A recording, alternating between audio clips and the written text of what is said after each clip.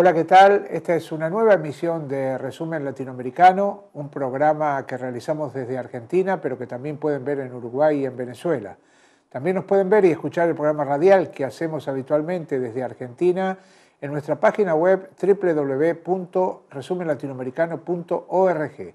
Allí encontrarán las informaciones actualizadas de todo lo que ocurre en América Latina y en el tercer mundo. Vamos a comenzar el programa de hoy hablando de Colombia, porque como ustedes saben, allí se siguen desarrollando acontecimientos realmente graves en lo que hace a la situación del pueblo colombiano. Esta semana volvió a anunciarse y a postergarse la liberación de rehenes por parte de la FARC, precisamente por la campaña militarista y guerrerista que está llevando adelante el presidente Juan Manuel Santos, bombardeando permanentemente campamentos de la FARC y de esta manera imposibilitando que tanto colombianos y colombianas por la paz que están mediando para la liberación de estos rehenes, como el propio gobierno de Brasil, que ha intervenido en esta ocasión, puedan llevar adelante con éxito este intercambio. Por otro lado, sigue creciendo el paramilitarismo en Colombia y este paramilitarismo está conectado, íntimamente ligado al respaldo que le da el propio ejército colombiano.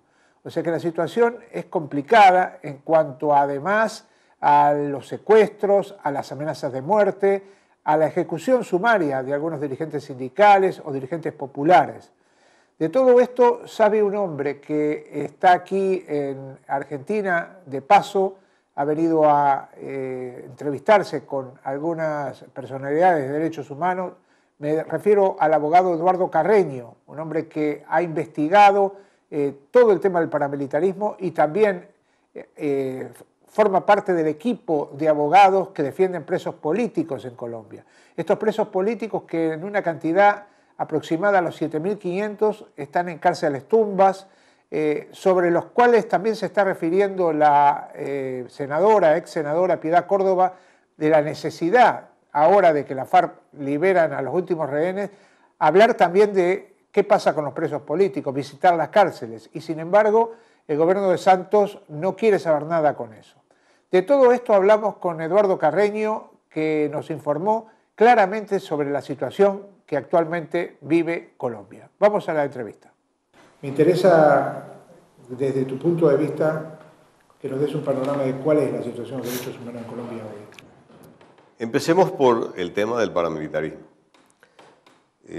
Hay que dejar claro que una parte del movimiento paramilitar no negoció y no se reinsertó.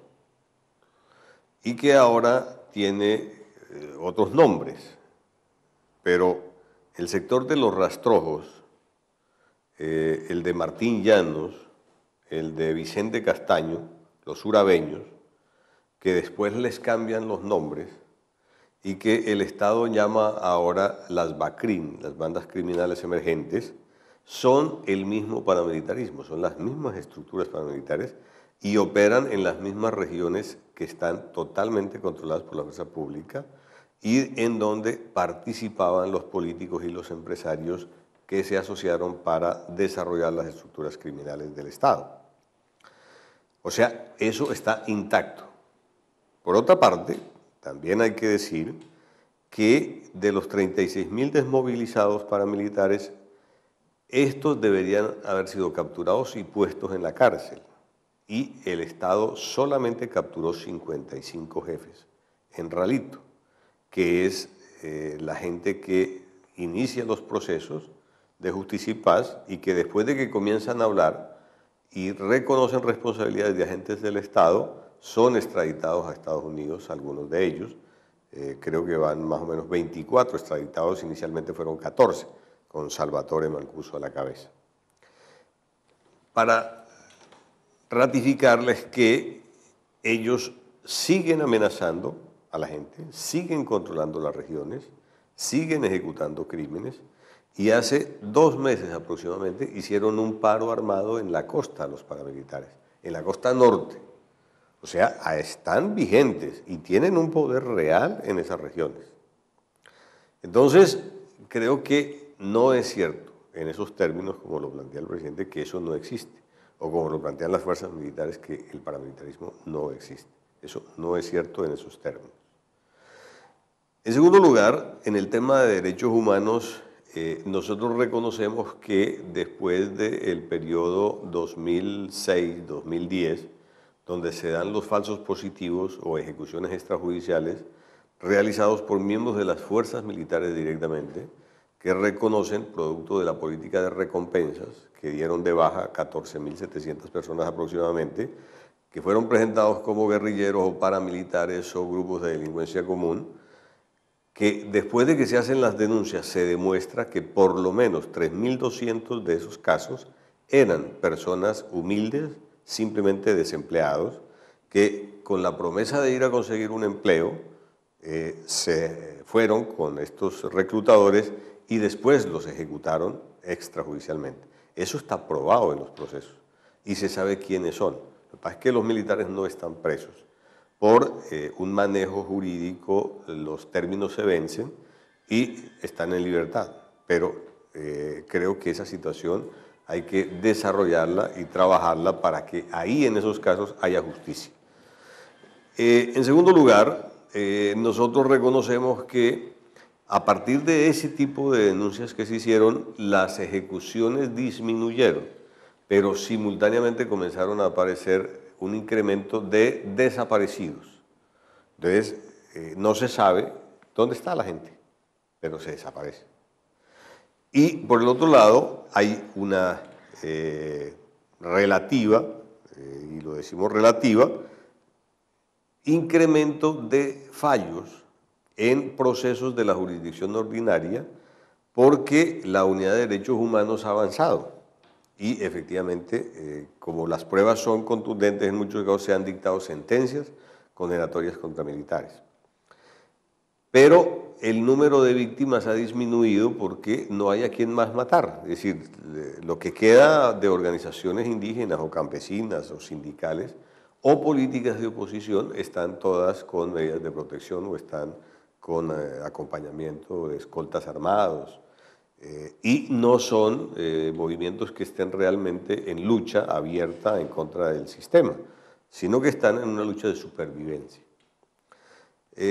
También reconocemos que hay unos avances precarios en la investigación de casos de ejecución de trabajadores por los acuerdos condicionados que hay sobre TLC con Europa y Estados Unidos, en donde se dice que la lucha contra la impunidad tiene que avanzar para que se esclarezcan los 2.700 y pico de casos de dirigentes sindicales ejecutados. Pero ahí solamente se escogen 150 casos. Son los casos tipo ejemplarizantes que lleva a que se avance. Uno de esos que se puede mencionar es el caso de Correa de Andrés, el dirigente universitario sindicalista de la costa, que estaba protegido por el DAS, pero que se demuestra en el proceso que se coordina con el grupo de Jorge 40 en la costa norte para ejecutarlo y lo asesinan. Este proceso ya terminó con la condena del director del DAS, de Jorge Noguera, a 25 años, por ese y otros crímenes. Entonces, avanzan un puntico, pero pues también hay que decir que el movimiento sindical está diezmado. Es decir, ahí hubo un genocidio realmente del movimiento sindical, que no hay un proceso de afiliación de nuevos trabajadores, es decir, antes por el contrario hay desafiliación y estamos llegando casi al 3% de sindicalistas. Entonces, es absurdo. Y fuera de eso, dividido el movimiento. Es decir, están 4 centrales sindicales. Entonces, no es un movimiento que desarrolle huelgas, que presente pliegos de negociación colectiva. Es decir, están ahí esperando simplemente el transcurso del tiempo para que se pensionen. ¿Cómo es realmente la figura que en la cual ustedes están trabajando, tú como abogado de presos políticos, para que de alguna manera esto se pueda romper este cerco desinformativo que hay? Porque se habla de rehenes de la FARC, pero siempre se olvida de que hay 7.500 presos políticos. La mayoría o la gran mayoría de esos presos no son miembros del movimiento guerrillero.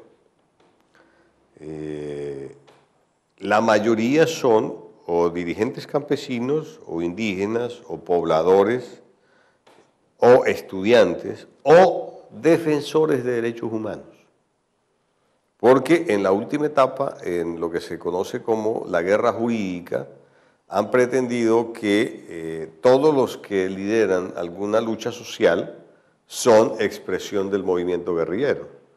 Entonces basta con un testigo falso o un informe de inteligencia falso para que a estas personas se les vinculen a los procesos penales. Y la precariedad que existe en el campo, por ejemplo, en el campo no hay abogados defensores de presos políticos. Los presos políticos son defendidos por organizaciones del Comité de Solidaridad con Presos Políticos o juristas demócratas o unos muy poquitos abogados defensores que trabajan casos, pero la mayoría de los presos políticos los atiende la Defensoría Pública. Entonces son defensas precarias y los cargos son muy fuertes y no tienen beneficios jurídicos. Entonces nosotros sí creemos que en una negociación se tiene que plantear el tema para que se logre clarificar quiénes son y quiénes no son. Porque sobre este presupuesto implicaría, ejemplo, que si las organizaciones guerrilleras dicen estos son los nuestros, en consecuencia estos otros no son nuestros. Y como no son nuestros, los informes de inteligencia o los testigos falsos están mintiendo y deben ser dejados en libertad. Pero ese es un tema precisamente que nosotros consideramos debe ser tratado en las mesas de negociación entre el Estado y el conjunto del movimiento guerrillero, porque este tipo de personas no deben estar en la cárcel. Yo creo que es un poco más dura que la de los delincuentes comunes, pero el presupuesto de alimentación no ha subido. Hasta donde yo recuerdo son ahorita $3 diarios. Y cuando uno tiene que comer con $3 diarios, pues lo único que le pueden dar es harina. Entonces es una alimentación muy precaria. Y adicionalmente, en el caso de los perseguidos y prisioneros políticos, se les cambia el lugar de residencia y se les manda a otro sitio. Dispersión. Hay dispersión. Y por el otro lado, están en cárceles de máxima o mediana seguridad, que implica un aislamiento real de la sociedad y ausencia de trabajo o ausencia de estudio como mecanismo de reducción de pena o de simplemente salir del ocio. Entonces, son personas que no se les permite desarrollar ninguna actividad. Obviamente, pues la atención en salud o la atención en términos de educación es absolutamente precario, eso no existe. Este año murieron asesinados 2 presos políticos, ¿eso es así? ¿O un suicidio? No, los presos no se suicidan, No. Los asesinan. Precisamente por eso, en muchos de estos casos se ha procurado que la Comisión Interamericana decrete medidas especiales de protección para este tipo de personas. Porque en las cárceles están grupos paramilitares y se ha diseñado en alguna medida una política para buscar la confrontación de los paramilitares con expresiones del movimiento guerrillero que está detenido o con simple delincuencia común que existe en todas las cárceles. Entonces, cuando los prisioneros sociales o los prisioneros políticos dicen que pues, no se le puede cobrar impuestos a la gente por estar en la cárcel, o que se tiene que respetar a la visita los fines de semana, no se le puede robar, que hay que tratar bien a la gente que viene a visitarlos, porque si no, no vuelve nadie a visitarlos, pues eso lleva a una confrontación con este tipo de personas y por eso son amenazados y efectivamente han sido asesinadas 2 personas, que son procesos que están en investigación pero que nunca terminan en nada, porque en la cárcel, creo que esa es una política general hasta donde conocemos, se aplica la ley del silencio. Nadie ve, nadie entiende, nadie escucha, estaban mirando para el otro lado. Entonces, nunca se va a aclarar quiénes son los autores reales de estos crímenes. Hay un tema que me parece central, que es cómo se sale de la crisis en Colombia. A vuelo de pájaro diríamos que está la situación de la insurgencia, que existe, FARC, ELN, Hay movimientos sociales, hay movimientos sindicales. Vos me aclarabas recién que está muy apaciguado el movimiento sindical por la política de terror, pero hay una voluntad popular que no va por el camino que quiere ir Santos, ni menos con el que quería ir Uribe. ¿Cómo se sale de esta situación a favor del pueblo? Nosotros creemos que hay que preservar las políticas de paz, de solución negociada al conflicto, con ciertas características que hemos planteado. Primero, que sea pública la negociación, que sea en el país, que el movimiento popular en su conjunto pueda participar en los temas que le competen para llevar sus propuestas.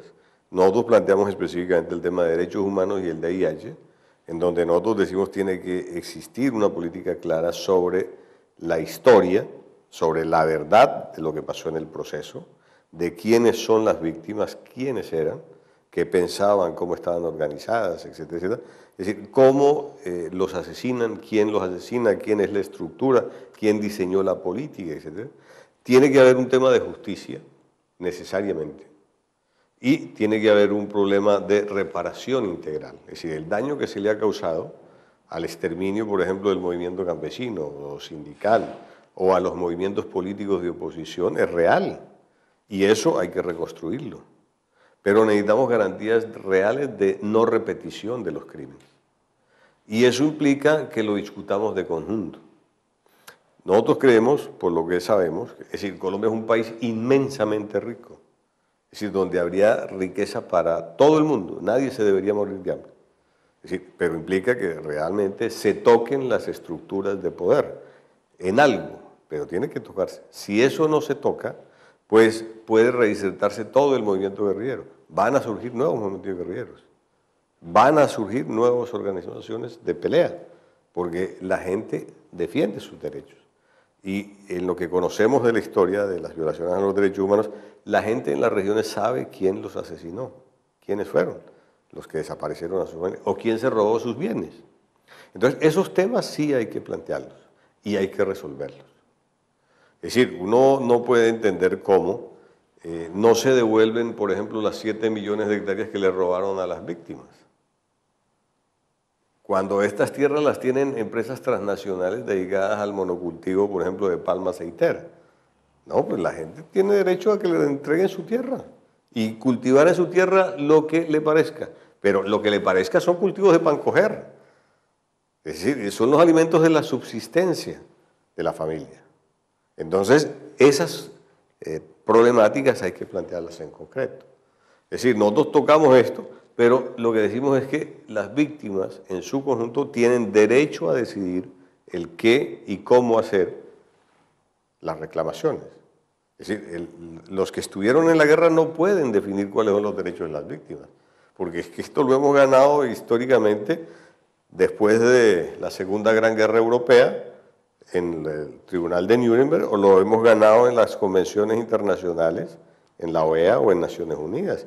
Y ahí están los parámetros de derechos humanos. Y ahí tenemos que reconocer que la lucha histórica de las víctimas existe para avanzar en el reconocimiento de los derechos. Es decir, lo que nos faltan son los derechos colectivos, que eso es parte de lo que hay que reconstruir, pero que entre todos sí podemos decir cómo se reconstruye la confianza para crear una organización política de oposición y por el hecho de expresar sus derechos no se le asesine o no se le desaparezca. Es decir, esa confianza hay que generarla y eso solamente se tiene que dar en un proceso de negociación. Es decir, es un poco por el camino que hay. Ahora, también creemos que hay que desarrollar una presión muy fuerte, lo decimos así claramente, de todos los presidentes de América, para que sean garantes en ese proceso de negociación, porque hay una desconfianza absoluta en el Estado por parte del movimiento guerrillero, porque es que la experiencia ha sido esa. El caso de la Unión Patriótica la eliminaron a toda. Todos sus miembros elegidos fueron eliminados. Los 2 o 3 que sobreviven están exiliados en Europa. Entonces no se puede hablar de confianza en un ejército criminal. Como lo decimos igual, es decir, es que asesinan hasta humildes pobladores, pues cómo no van a eliminar a sus enemigos militares. Es Es que no hay confianza en las fuerzas militares. Entonces se parte de eso. Ahora, creo que a futuro también hay que plantear, y ese es otro argumento que tenemos, el proceso de acompañamiento en lo interno después de que terminen esos procesos. Es decir, esos procesos no se pueden dejar abandonados, porque si no, el cumplimiento de los acuerdos no se va a dar nunca. Entonces se quedan firmados. Y creo que eso no puede ser. Y para ilustrar aún más sobre lo que es el paramilitarismo y lo que provoca el terrorismo de Estado y la resistencia a este, vamos a recoger algunos fragmentos del documental Impunity que realizara el periodista y cineasta colombiano Holman Morris. Vamos a verlo. Ellos se montaron en unos palos de guayabas que quedan ahí en la orilla del río. Mi hermanito estaba en la parte más alta de uno de los palos. Ellos alcanzaron a ver unos hombres que venían por el río, unos hombres armados. Entonces todos se tiraron, pero cuando mi hermanito cayó al piso, ya los hombres estaban ahí y lo cogieron. Al niño le cortaron totalmente la cabeza. Inclusive se llegó la noche y no aparecía pues como ningún organismo, nadie para hacer el levantamiento. Yo no lo quise dejar allá. Un potrero estaba muy empantanado. Ya lo encontramos y yo no lo quise dejar allá. Yo levanté el cuerpo y mi mamá llevó la cabeza hasta la cara. Ya lo organizamos en su camita, le limpiamos la cara.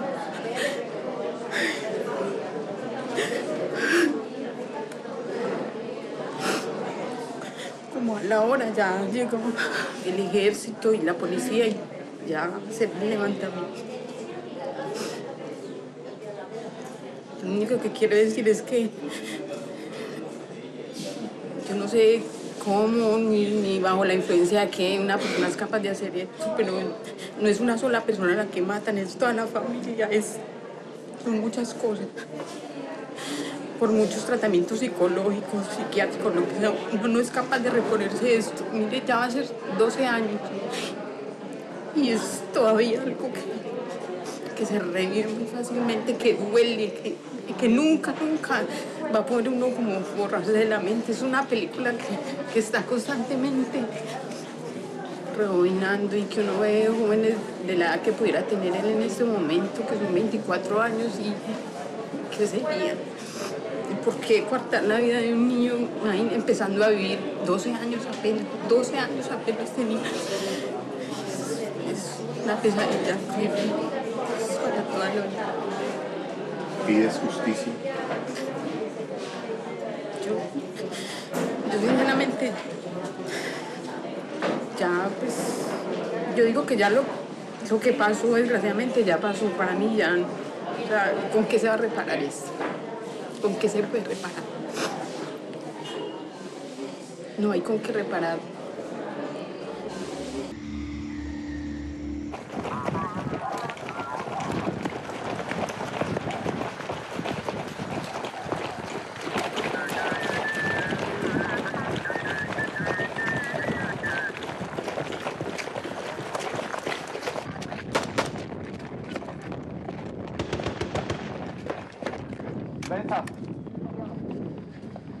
¿Todo bien?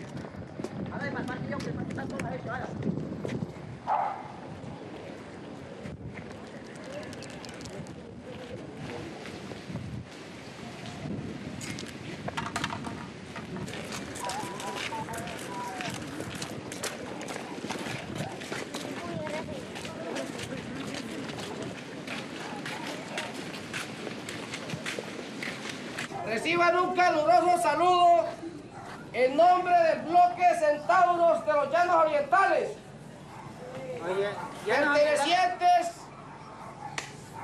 a las Autodefensas Unidas de Colombia.